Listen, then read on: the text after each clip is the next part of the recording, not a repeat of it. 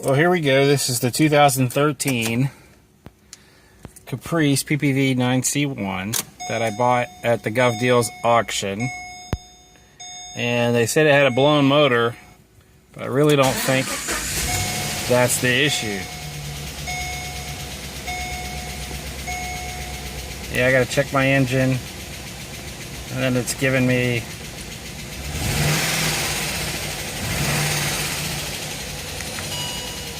oil pressure's low, and check engine.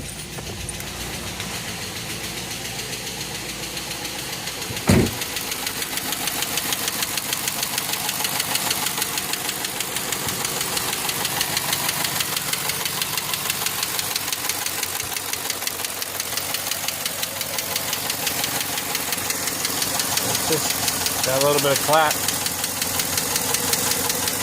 So we'll try and figure out which one that is.